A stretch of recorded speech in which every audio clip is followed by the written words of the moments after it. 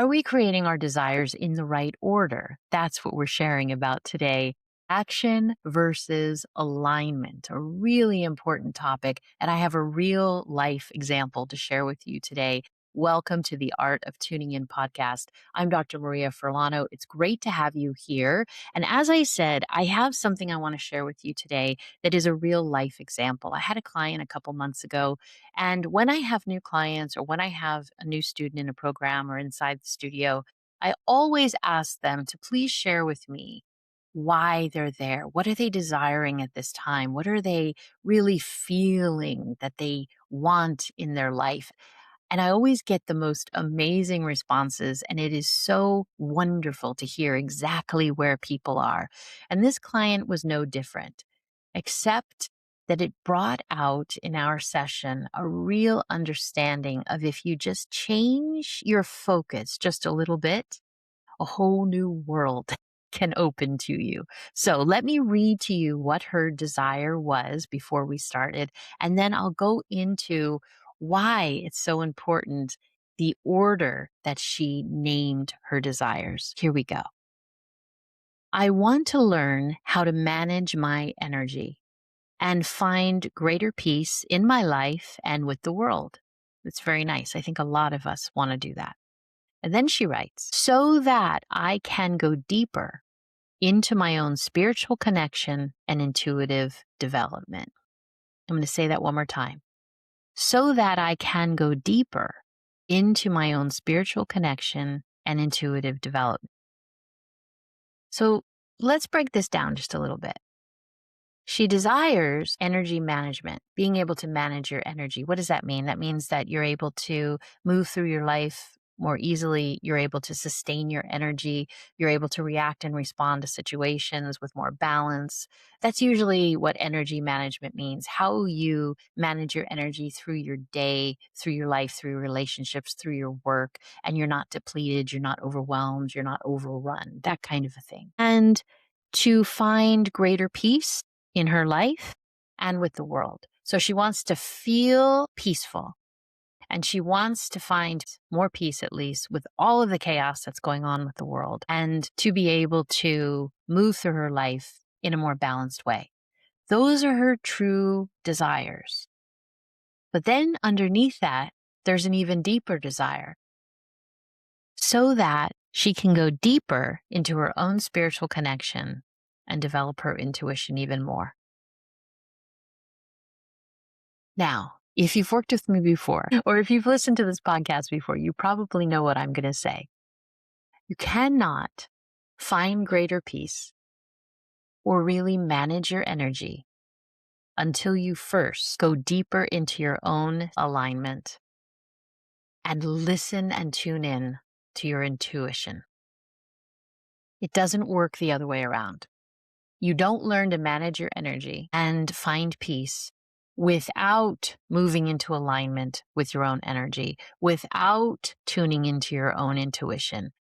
Tuning into your own intuition by being connected to who you truly are creates peace in your life, creates decision making in your life that's aligned with who you are, creates a space for you to listen to what you need. And that's the key for energy management.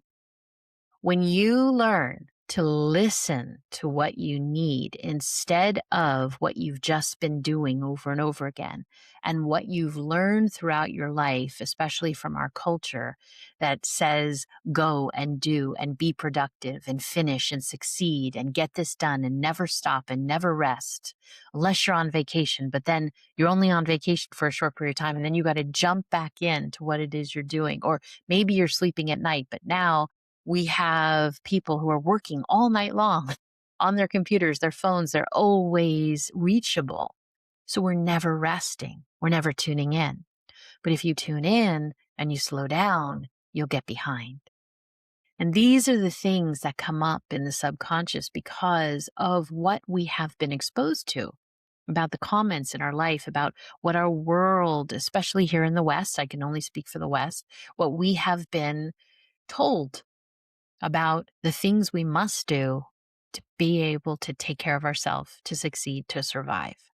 When we start to change that, There's a couple things that can happen. First of all, when I brought this up to my client, it was a huge realization to her. And as I'm sure you're thinking, of course, I can't manage my energy if I don't know how to tune into myself. Otherwise, you're just going to keep doing the same thing that you're doing now. When you tune into yourself, when you learn to align, it is true that things in your life slow down. Your perception of life slows down, is really a better way to say it. But that perception of life that slows down can be very scary for people at first. After you get used to it, you can't really live any other way because you realize how full it is. But when you are first going in, when you're first slowing down, when you're tuning in, when your intuition is making itself really voiced to you, when you're hearing it, feeling it, seeing it, knowing it, when you're getting these understandings of the directions that you should go, and you really can't ignore them anymore, when you're listening to your body about when you need rest and when you have the energy to go forward, or when you should pause for a minute on making that decision, that's the fullness, that tuning into yourself and tuning into who you are and knowing who you are and understanding your intuitive messages. That's the fullness that it gives you in life. And that's why there's no turning back after that, because it seems crazy to live any other way than that, because you have your greatest guidance, right, is within you. But in the beginning, when you start to learn practices, whether it's meditation, yoga, qigong, journaling, softening, calming, feeling what's going on in yourself, it can be a little bit scary because the world is telling you to go, go, go. And your internal connection and alignment will tell you to pause and create space so that you can actually see what's going on. So you actually have some distance. So you actually have enough rest to make the right decision. And you begin to see other people differently and situations differently. You begin to see a much broader view of things. And when you see a much broader view of things, you step back. You take your time. You don't necessarily have to talk, right? You just listen and you absorb life differently. You're not giving away your energy. You're holding your space of energy. You're holding your space of alignment. But in the process of doing that, we can feel a little bit off. We are literally changing a habit that has been ingrained in us to always keep going.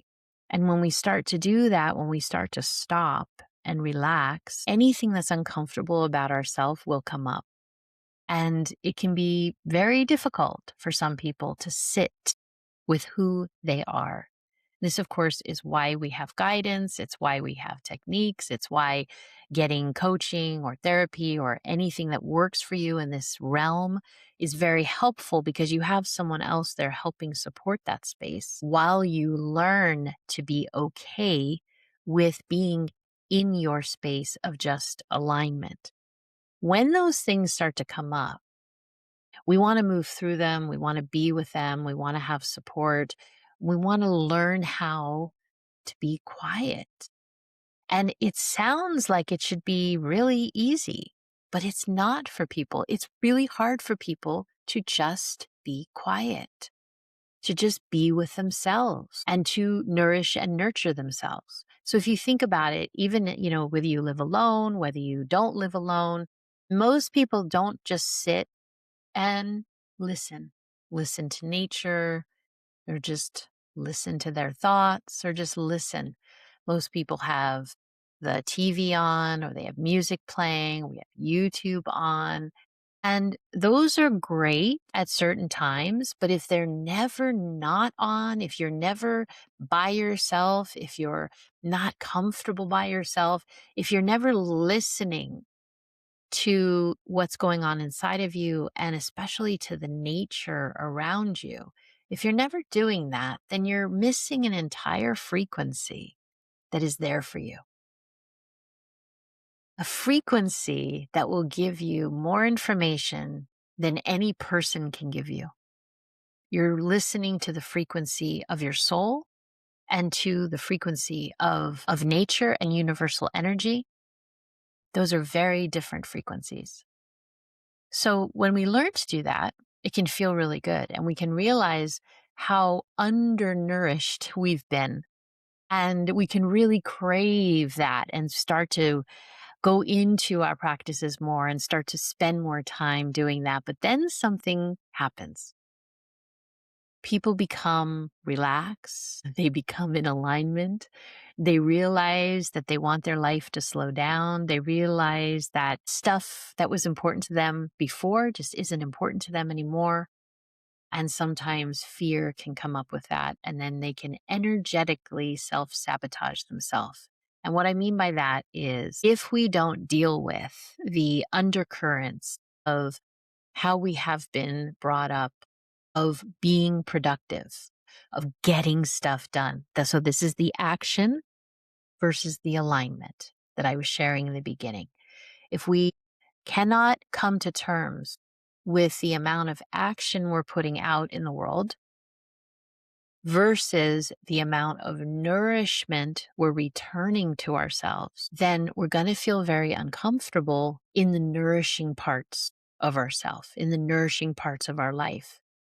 Because there's going to be this little voice that comes up that says, you're not supposed to stop. You're not supposed to be quiet. That's for when you're sleeping, or that's when you're on vacation. You're not on vacation. You have stuff to do. You have stuff to show up. You're going to get behind. And these voices are real and these feelings are real. And they show up as a lot of anxiety for people. Sometimes we have sleep issues. Sometimes we're not sleeping. And they can get very hard sounding in our own mind and in our own hearts. And so what happens is that people begin to drop off their practices.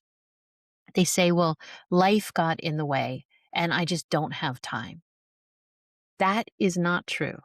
I have been hearing life gets in the way and I don't have time my entire career. And every single time that we need to get something done, we do. Like, would you know that in your life? Every time you have to get something done, you find the time to do it. If you knew in your soul that you needed nourishment, if you knew you needed it, you would find the time. If you knew how much it would expand your world of productivity, of connection, of joy, of peace, you would find the time. But what I want to share with this is that it's very normal, very common. I've never had a student who didn't encounter this. I've never had a private client who did not encounter this, that at some point they're going along with their practices and moving into who they are and tuning in. And all of a sudden, all of this stuff starts rising up of, wait a minute, my life is getting too peaceful. My life is getting too calm. I'm very joyful. I'm too aligned. That doesn't seem important to me anymore. All of these other things that I used to do, there must be something wrong with me. I better get focused again on this other stuff that I used to do. And they start draining their energy again, and their life becomes chaotic again. And maybe they get sick or injured or whatever it is. And they're on this roller coaster. And they don't realize, of course, unless they're getting support, that these are those internal emotional fears, worries, the things you have been taught that need to come up and out. That it's time to recognize them. It's time to look at what you truly believe versus what you've been taught to believe or what you've been told that should be, right? The should syndrome, right? I should be doing this. I should be doing that. So it's very important to understand that, because when you are in this situation, we call it energetic sabotage, that you know the frequency of where you are. You're in a new frequency. You're in a new frequency of alignment. You're in a new frequency of nourishment. You're in a new frequency of peace. You're in a new frequency of how you view your life and maybe even how you view the world. And that frequency is different, and it may be very different from the people around you. And so as you're wanting to maintain this frequency, if anything starts to come up that questions that frequency, and it could be other people questioning your frequency, They could be drawing attention to you of, boy, you're different now. Wow, you seem to say different things, or you dress differently, or you look differently, or you move differently.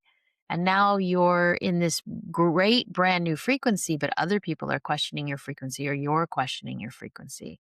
And then what happens with the energetic sabotage is you change your frequency to what was once familiar, or to what makes other people, or what you think makes other people feel better. This is the amazing thing about all of us.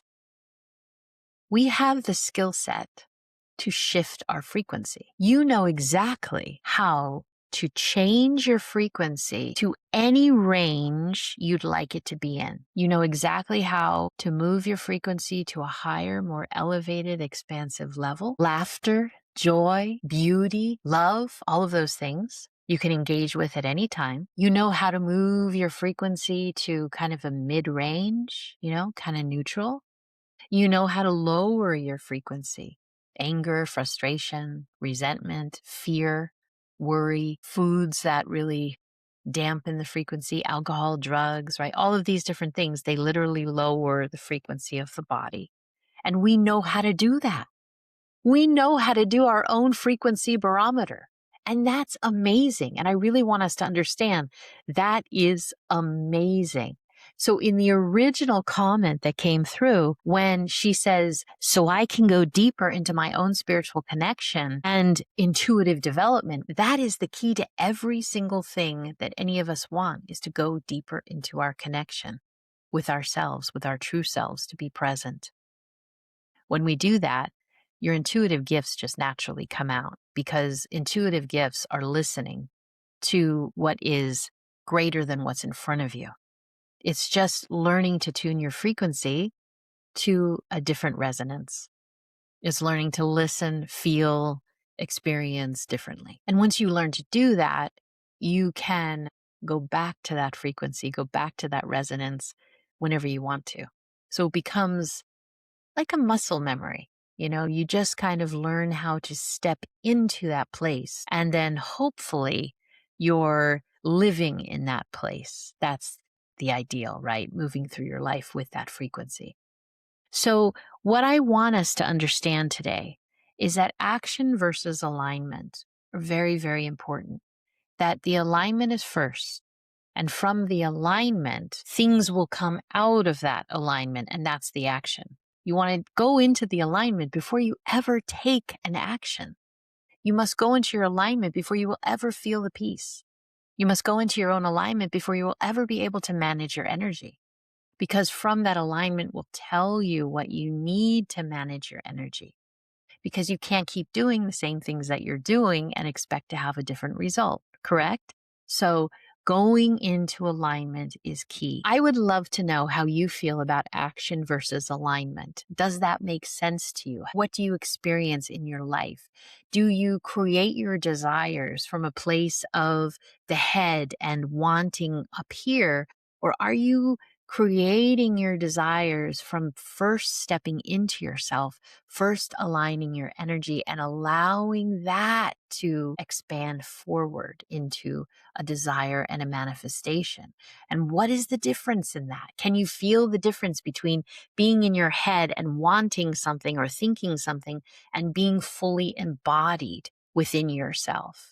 I would love to hear your comments. I would love to hear your thoughts. I would love to hear your questions. And as I share with every episode, if you're ready to step into your alignment and you want the tools, you want the practices, and you want the community to do so, please come on over to theartoftuningin.com, and the studio is there for you with seasonal practices, with restorative practices, with monthly topics on energy and energy alignment and intuition. I would love to have you there. Come on over and join us. And if you have any questions, I love questions, contact me and let me know. Theartoftuningin.com. I will see you very soon. Thank you for being here. Have a wonderful, wonderful week.